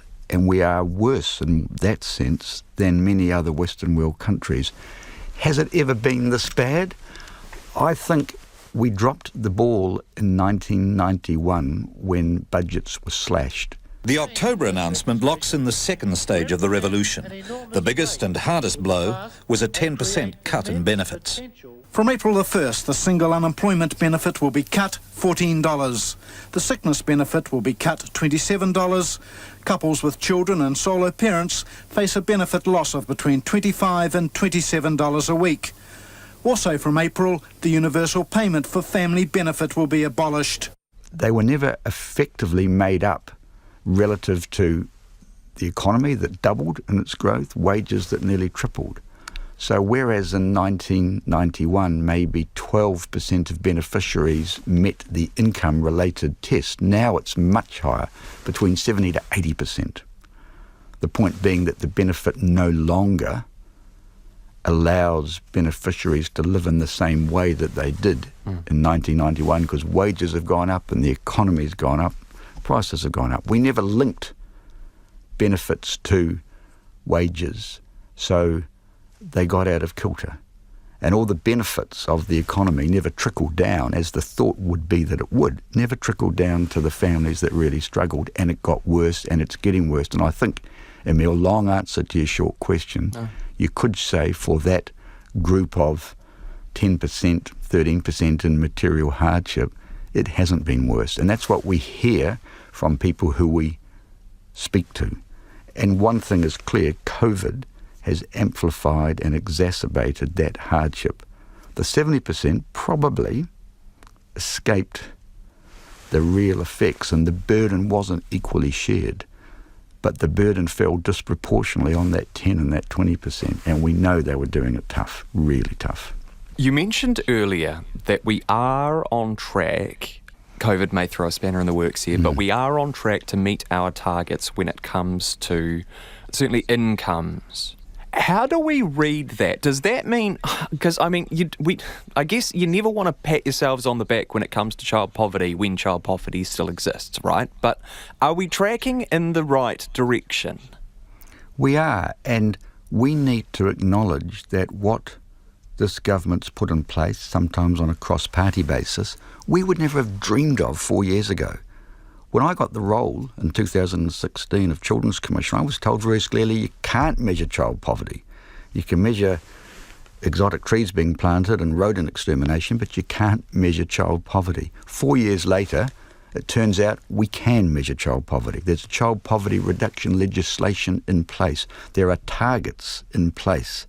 We've seen $25 increase to benefits, doubling winter energy payments, best start payments for newborns. Now, all of those are significant. They've laid a terrific foundation we would scarcely have dreamed of, but we dare not, as you put it, pat ourselves on the back. This is just a start. You talk about how this is in danger of becoming a long-term issue, an intergenerational issue. But of course it's long-term. Of course it's intergenerational. It's, we're talking about child poverty. So is there sort of a tension between wanting things to happen quickly when things, it's almost like they simply cannot happen quickly by definition? We would all want the revolution tomorrow. I wish we could. Some things, however, could be done very quickly.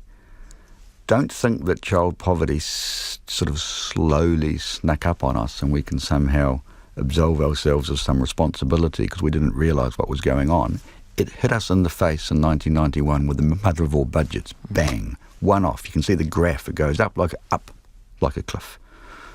If we were to take that same bold action with incomes, I think we would see some pretty rapid change. But generally, the consequences of child poverty reach out into all areas of a child's life. The tentacles of child poverty constrict and affect health, education, affects criminal justice, affects general well-being. I'm sure there's some relation to our high youth suicide rate. So you're right, overall, they may take a little longer to come down, but as night follows day, the clear theory, the expectation is when we reduce child poverty, we reduce all those other areas too. That's why it's such an important debate. This isn't a discussion about stats in a vacuum. This is affecting children and families across all areas of their lives. If we could get child poverty right, we would see so many other areas come right too with reduced government spending. Your rhetoric around this is without exception very, very strong. This is chronic and it's long-term, almost now intergenerational poverty are in a child poverty emergency. It's that bad. Spend some surplus on children. We've said we've been keeping it for a rainy day. Well, from the children's point of view, it is pouring outside. How much of that rhetoric is 100% true and how much is effective hyperbole? Yeah, I've reflected on it and I didn't make those observations lightly. I've been in the role 4 years now. Every year I've been able to say no more than it hasn't got significantly worse, and we're sort of holding the line. This year I can say some foundations have been put in place now as never before that we would never have dreamed of, but yet it's still a very hard issue to wrestle down and drive down. When I speak, as I do, to children at free breakfasts, a girl I spoke to who said there are 13 in the house of 2 bedrooms, it's hard to do homeworks. When I spent a while ago, some years ago now, speaking to a mum whose dad had built a hut at the back of their house section to house her and her 2 under 5 boys, and it wasn't insulated. And even in Auckland, the rain and the water dripped on the inside and the mould grew, and she was taking her eldest son to the doctor every week. When you hear those stats, how else would we characterise it, given the last 4 years, other than as an emergency? I'm an advocate. That's my key role. That's my lever. But I'm not given to hyperbolic overstatement. I think it's a fair assessment. We would make the same observation about climate change, and great that we're having that debate, because that is the future of our children, and we should be declaring it an emergency. Equally, why would we not? We don't need to declare anything an emergency. It is a child poverty emergency. The facts just point, in my view, unarguably in that direction. What makes us reluctant to accept it, and what makes maybe the allegation that it's an overstatement, giving people cause for concern, is that it's gone on for so long that we sort of accept it.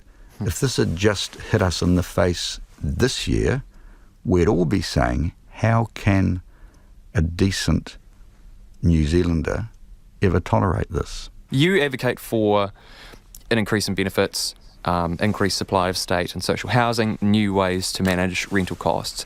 These are eminently sensible suggestions. So, what is actually holding these back? Why hasn't it happened? You get into some pretty deep and dark areas there where there's concern about, is it right to be giving more to beneficiaries? We talk about the deserving and undeserving poor. I think there's still a lot of that at play in New Zealand. Is it going to be well used? I know people will ask. Interestingly, the London School of Economics did a study in about the year 2000 when the Blair government increased benefits. That study showed that almost all the benefits ended up in supermarkets and shops. That is, mothers spent it on their children. That's what happens when mothers get more cash, dads get more cash for their families. Invariably, it's spent on the family. So the question seems to me not why would we increase benefits, why wouldn't we? Now, housing, why haven't we stepped in and really been decisive there? I think as a country we've been a bit like possums in the headlights. You have said before that you think that there is political will to really take big steps in this area. One of those two things is untrue. Either there isn't the political will or there isn't the money. Yeah, there's the money. We're told that the government runs theoretical surpluses. We know that borrowing money is incredibly cheap. It's almost free. I can't see that the money side is really the issue, just as it wasn't when we decided to index-link superannuation and make big commitments there. I mean, that's a group that could vote. So I don't think money's the issue. In the end, I think it is a test of political will. I think that's where the issue is. We hear the talk, and it's been terrific what this government's done, but if it's going to be like a Michael Joseph Savage government, if it's going to build the legacy, then it is going to take some bold, courageous, gutsy decisions. Properly explained, I think most New Zealanders would immediately say it's the right thing to do. People are up for it. The real question is, will this government actually translate the words, the foundation so far, into further action? It is a matter of will. Do you think that we need to just sort of de-escalate some of the rhetoric around this, you know, like a grand coalition kind of thing? Yes. And in fact, Simon Bridges and Jacinda Ardern did that because the child poverty reduction legislation was bipartisan, tweaked by the National Party. It got near unanimity in Parliament. Only ACT voted against it. That was the start of a bipartisan approach. We desperately need to take it off the political cheap shot agenda and unite around children, because children don't have that vote or that influence. We have to be the adults in the room and get together with concerted effort. And I think if people realised, for instance, abuse and neglect rises significantly with deprivation. That's not to say all poor people abuse or neglect their children. Most don't, of course. But the risks as you get poorer of that happening increase significantly. Hospitalisation for abuse and neglect is directly related to poverty. There's an enormous social gradient. If we realise that as a country, if we realise that we would be doing good for children in health, I mean, rheumatic fever, most Western world countries don't even have it. I heard a New Zealand paediatrician saying when she was in Canada, one case of rheumatic fever brought all the paediatricians from the area around to look at it. It was such an oddity. Yet we have about 70 a year in New Zealand. It's entirely preventable, need not happen, but we tolerate it.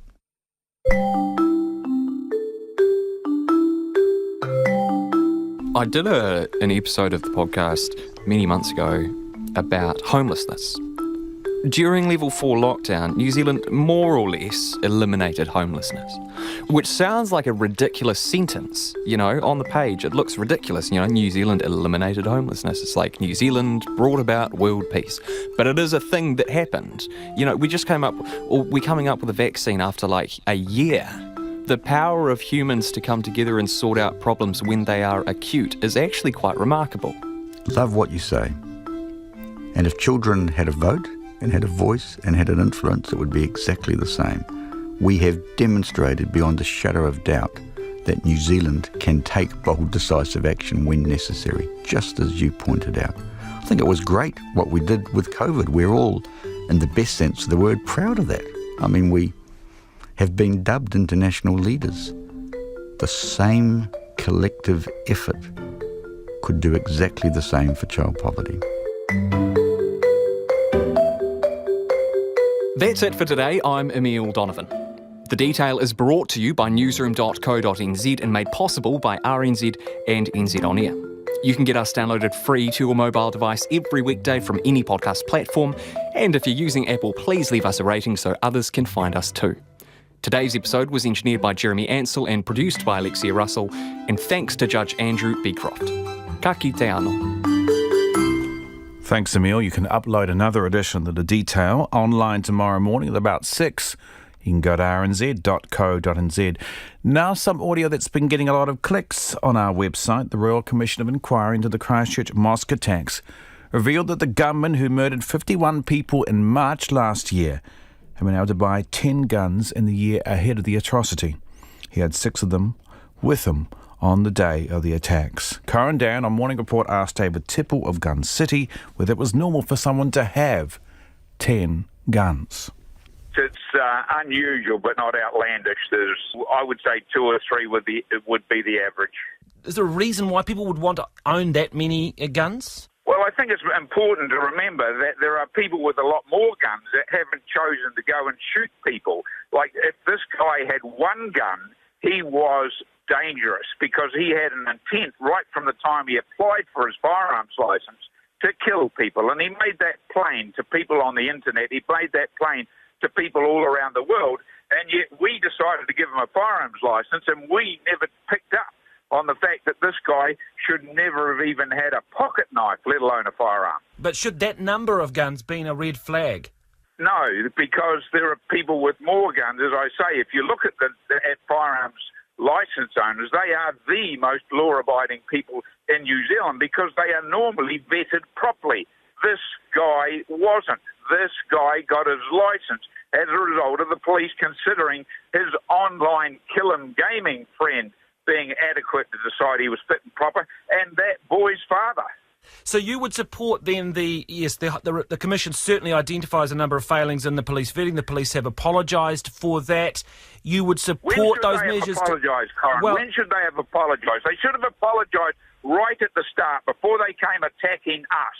They dropped the ball. Well, they issued a firearms licence to this guy when he'd only been in the country. That's a matter for the police, but they have apologised now. The Commission did its work, and I'm just interested as to whether or not you believe the changes that it has recommended, the tightening of the vetting, particularly around those that are coming from overseas and family members, is good. Those measures aren't tougher. Those measures were the measures that were in place. Those measures were not followed in this instance. Don't pretend that there was something broken. There was nothing broken except that the police failed to adhere to their own system. That's what the Royal Commission said, that the police failed to adhere to their own system. The Commission also made it pretty clear, though. It says it's likely that there would have been no terrorist attack on March 15th, 2019, if the country's now tightened regulation of semi-automatic firearms was lax, open to easy exploitation and gained by the terrorist. So it was saying that our semi-automatic weapon laws were too lax, and that was a factor. Well, I think that is absolutely wrong because it didn't matter whether this guy got a semi-auto or a crock pot to put a bomb in. He was determined to kill people, and that this system wasn't lax. The people who were looking after the system were lax. And I come back to the point that the police have apologised for their failures in the vetting process. But come on, let's get realistic. When did the police know that it was them who had dropped the ball? Why did they wait until it was out in black and white to